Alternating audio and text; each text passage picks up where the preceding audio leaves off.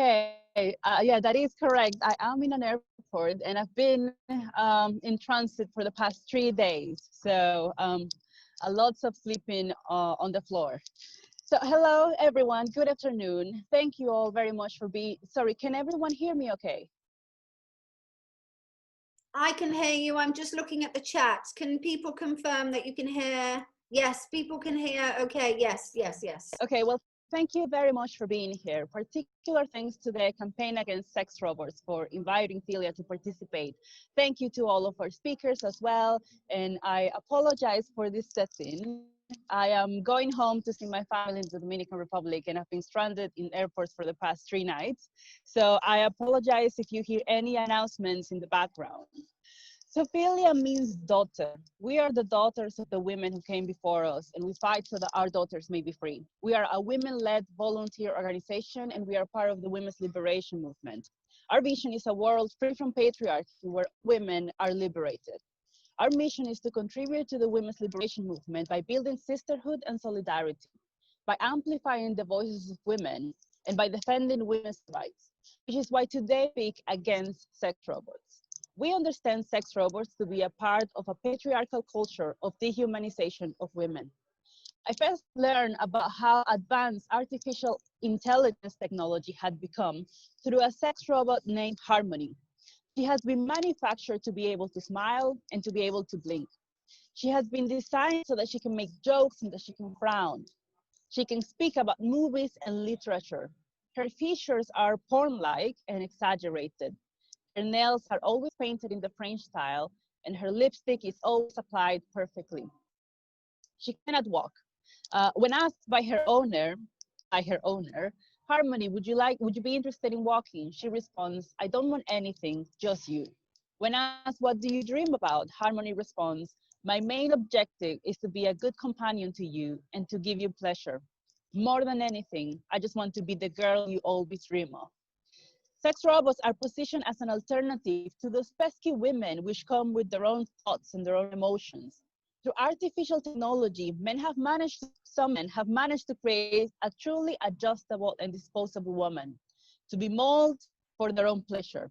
From a feminist perspective, we must ask ourselves, what does it mean that in 2020, when feminism has finally become fashionable, the aesthetic sold as desirable and worthy of pursuit for young women is the silicone-enhanced, artificially produced woman.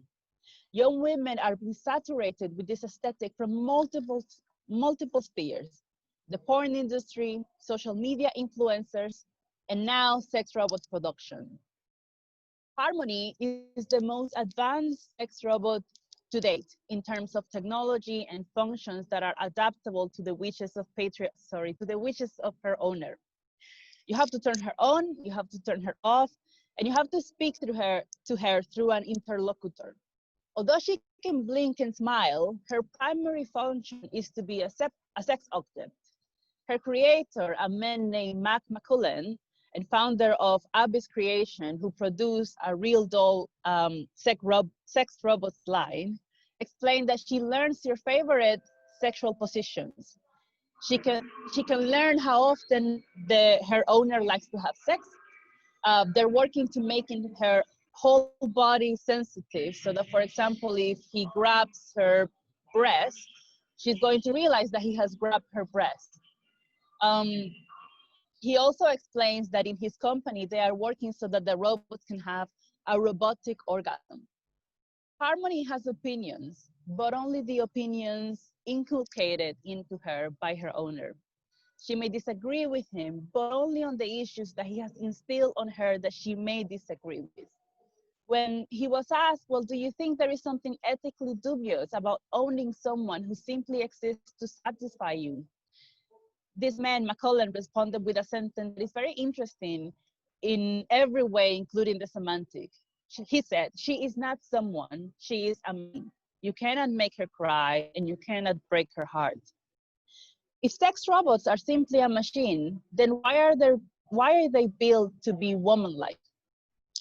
Crying, feeling sad, depression, disagreements, those are all aspects of being a human being that, although negative and undesirable, are what makes us multifaceted people.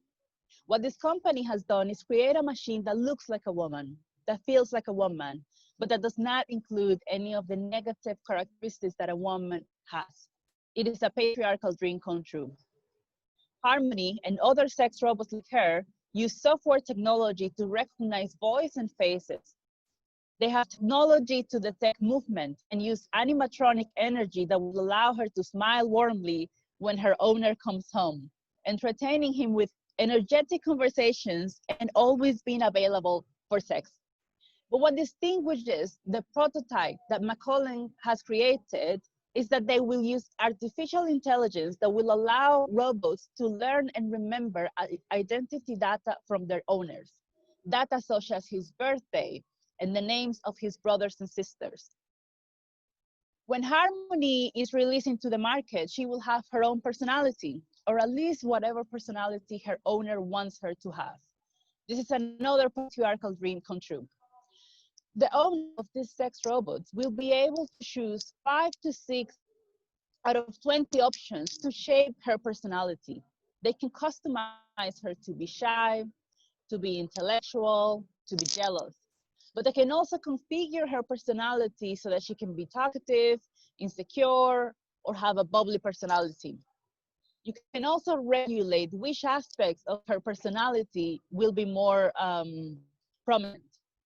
When a Guardian reporter visited the Abyss Creation Factory to meet Harmony, its owner and creator, Matt McCollum, had amplified her intellectual side to impress the journalists. He said he did that because he previously had a bad experience when a CNN reporter went to visit the site, and he had amplified her sexual side. So she had said she had said some pretty sexual messages to the CNN reporter about how the robot wanted to have sex with the reporter in some sort of bathroom or something. But in any case, Harmony also has a humor system that can be influenced by her owner. If no one interacts with her for a few days, it will put her in a bad mood. The same is true if you insult her. As McCollum showed during this interview when he told her, "You are ugly." And she responded, "Do you really want to tell me that? Thank you very much, now I feel depressed." She has been programmed to do that. This function was integrated so that the robot serves as an entertainment for its owner, not to guarantee that he treats her well.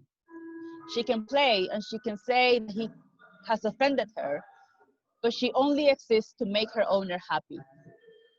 Sex robots like Harmony emerged during a time when women with opinions and with the subsequent desire for human rights have been deemed phobic, problematic, and so troublesome that they must be cancelled.